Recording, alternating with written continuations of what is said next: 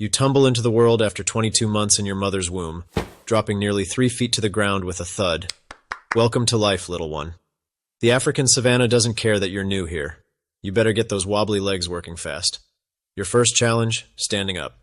It sounds simple, but when you're 200 pounds of uncoordinated baby elephant, it's quite the task. The herd waits patiently as you struggle to your feet, your mother gently nudging you with her trunk. Those legs feel like wet noodles, don't they? But there's no time to waste. Predators are always watching, and a newborn elephant is quite the tempting target for hungry lions or hyenas. Yeah, boy. Your family forms a protective circle around you, but they can't guard you forever. You need to learn to walk, and fast. After what feels like an eternity of stumbling and falling, but is actually just a few hours, you finally manage to stay upright. Congratulations. Now comes your next challenge, figuring out how to use that weird, wiggly thing hanging from your face. Your trunk, with its 40,000 muscles, is basically like having a superpowered arm attached to your nose. Right now, though, it's more like trying to control a fire hose with a mind of its own. You accidentally slap yourself in the face more times than you'd care to admit. Want to take a drink? Better learn to coordinate that trunk first. Your first attempts at drinking water are, well, let's just say you end up wearing more water than you manage to get in your mouth. The other calves in the herd make it look so easy, wrapping their trunks around their mother's tusks for guidance. But you're still trying to figure out which end is which. At least the mud baths are fun, even if you do end up looking like you took a roll in chocolate pudding. The good news is you're not alone. Your mother and aunts are always nearby, teaching you the essential skills of elephant life. The bad news? You're still the clumsiest thing on the savannah. Those territorial teenage hippos at the watering hole? They think it's hilarious when you trip over your own feet. Real mature guys. As the weeks pass, you start getting the hang of things. Your trunk becomes less of a liability and more of a tool. You learn to use it to greet other elephants, pick up food, and spray yourself with water when the African sun gets too intense. But just when you think you're mastering life, nature throws you another curveball. Your first encounter with a lion pride. Your heart pounds as the adults form a defensive circle, with you and the other calves safely in the middle.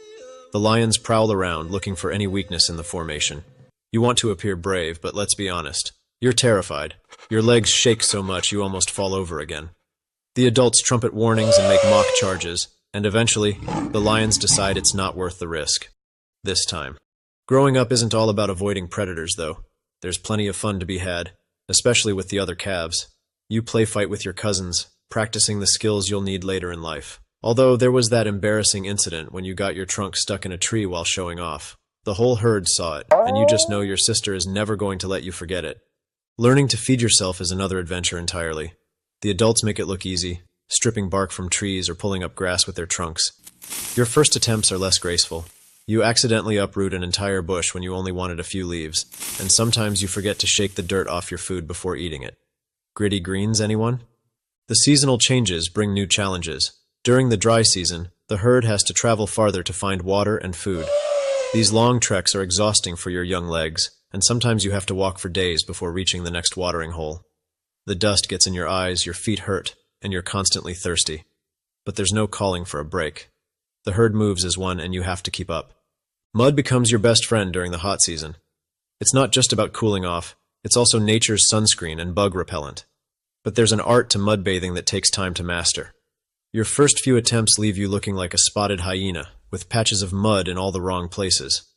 At least you're not the calf who got mud in their trunk and sneezed it all over the matriarch. That was hilarious, when it wasn't you. As you grow, you start learning the complex social rules of elephant society.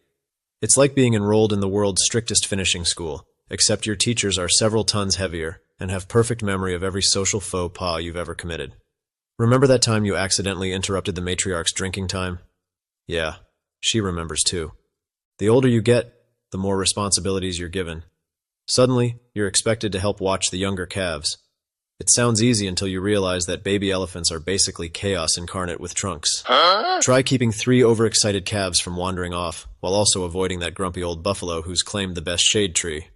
It's like herding cats, except the cats weigh 200 pounds each and have no sense of self-preservation.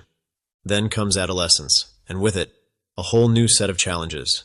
For young males, it's particularly tough. Around age 12-15, you're expected to leave the only family you've ever known and strike out on your own. Talk about harsh. No more protection from the herd, no more aunties to show you where to find the best food, and definitely no more mud bath buddies. You have to find your own way in the world, joining up with other young males or trying to integrate into new herds. Females stay with their birth herd, but that doesn't mean life gets any easier. There's a strict hierarchy to learn, complex social bonds to maintain, and the constant pressure of living up to your family's expectations.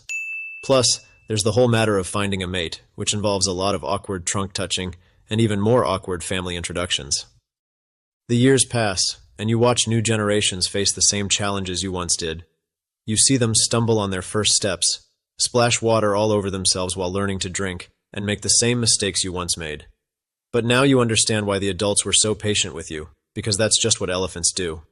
We look out for each other, even when it means watching a youngster spend 10 minutes trying to figure out which end of a grass stalk to eat. The savanna isn't exactly known for its gentle weather. During the rainy season, you have to deal with torrential downpours that turn the ground into a slip-and-slide adventure you never asked for. Your feet sink into the mud up to your ankles, and every step feels like you're pulling yourself out of quicksand. The thunder is terrifying at first. Imagine trying to stay brave when the sky itself seems to be throwing a tantrum. And don't even get me started on the lightning. The first time you saw it, you tried to hide behind your mother, forgetting that you're not exactly tiny anymore. Nobody warns you about how much time you'll spend eating, up to 18 hours a day. That's right. Being an elephant means you're basically a walking, breathing, eating machine. During the dry season, when food is scarce, you have to get creative. The adults know all the tricks. Which trees still have edible bark, where to dig for roots, and how to reach the highest branches. You, on the other hand, are still figuring it out. Once, you spent 3 hours trying to reach a particularly tasty-looking branch, only to have a giraffe casually stroll up and eat it right in front of you. The smug look on its face still haunts you. Living in a herd means dealing with elephant politics 24/7. It's like being part of a reality TV show you never auditioned for. There's always some drama going on. Who got the best sleeping spot? Who hogged the mud bath? Whose calf pushed whose calf during playtime? The older females have perfected the art of passive-aggressive trunk flicks, and the teenagers are constantly trying to establish their place in the hierarchy. And heaven forbid you accidentally take someone else's favorite rubbing tree. You'll never hear the end of it. Then there's the whole dealing with humans situation. Some days you can't take 3 steps without running into a safari vehicle full of excited tourists pointing their cameras at you. Yes, we get it. We're majestic. But try having breakfast with an audience sometime. Not fun. The worst is when they make those high-pitched sounds that hurt your sensitive ears. Life as an elephant isn't easy. Between the predators, the long migrations, the complex social rules, and the constant challenge of managing a trunk that sometimes seems to have a mind of its own, there's always something new to worry about. But there's also something special about being part of such a tight-knit family, about carrying the wisdom of generations in your memory, about being one of the most remarkable creatures to walk the earth. Even if you did just trip over your own trunk. Again.